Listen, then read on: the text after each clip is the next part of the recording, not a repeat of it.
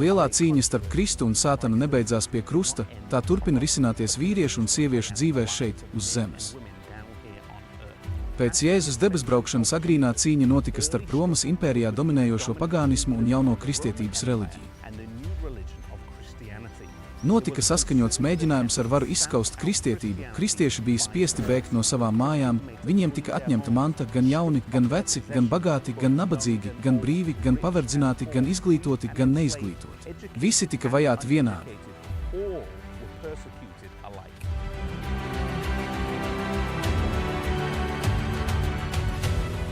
Vajāšanas sākās Nerona laikā, kurš kļuva par imperatoru 16 gadu vecumā. Viņš bija nežēlīgs cilvēks, kurš lika nogalināt savu māti Agripīnu, kā arī sievu Klaudiju, un bija pazīstams ar savu seksuālo izvirtību.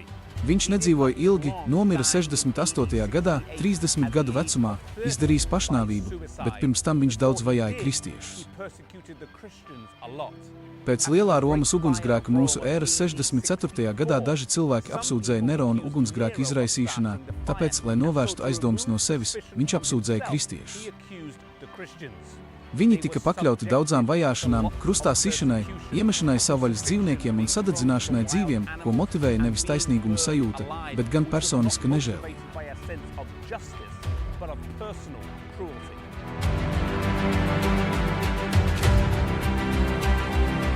Daudzi vēsturnieki uzskata, ka tieši Nerona laikā šeit, Romā, tika sodīti ar nāvi gan Pēteris, gan Pāvils. Ar to sākās gadu desmitiem, pat gadsimtiem ilgas vajāšanas, kurās kristiešus nogalināja to cilvēku priekam, kas vēroja sporta stadionus. Piemēram, aiz manis esošais Kolizejs bija ierasta parādība visā impērijā, kur notika gladiatoru spēles. Un bieži vien kristieši tika nogalināti par prieku tiem, kuri skatījās. Mūsdienās daudzi apgalvo, ka daudzi kristieši netika nogalināti šādā veidā, vai arī viņi tika nogalināti tikai tāpēc, ka bija nabadzīgi vai paverdzināti. Taču tā ir vēstures pārrakstīšana. Tas noliedza viņu kā Romas pilsoņu pilnas tiesības. Katakombas deva viņiem vietu, kur viņi varēja kristīgi apglabāt savus mirušos.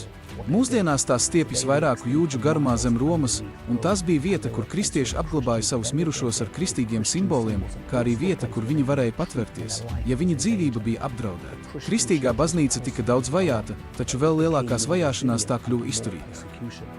Tieši Tertulians bija tas, kurš teica šos slavenos vārdus, ka kristiešu asinis ir evaņģēlija sēkla. Jo vairāk viņi tika nogalināti, jo vairāk viņi vairojās un auga.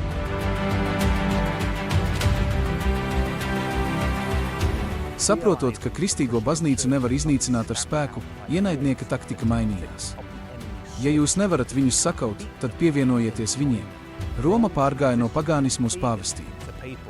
Pagānismam veltītie tempļi tika pārveidoti par kristīgiem, piemēram, šeit aiz manis esošais Panteons, kuru 125. gadā pēc Kristus uzcēla imperators Hadrians 609. gadā tas tika pārveidots par katoļu baznīcu un dažādiem dieviem veltītiem elkiem doti kristiešu vārdi. Piemēram, Svētais Pēteris, un pagānisms ienāca pa parādes durvīm, un apmaiņā pret to tika pārtraukta masu vajāšana. Tomēr bija neliels un uzticīgs mazākums, kas atteicās pieņemt šo kompromitēto un atšķaidīto kristīgās ticības novirzi.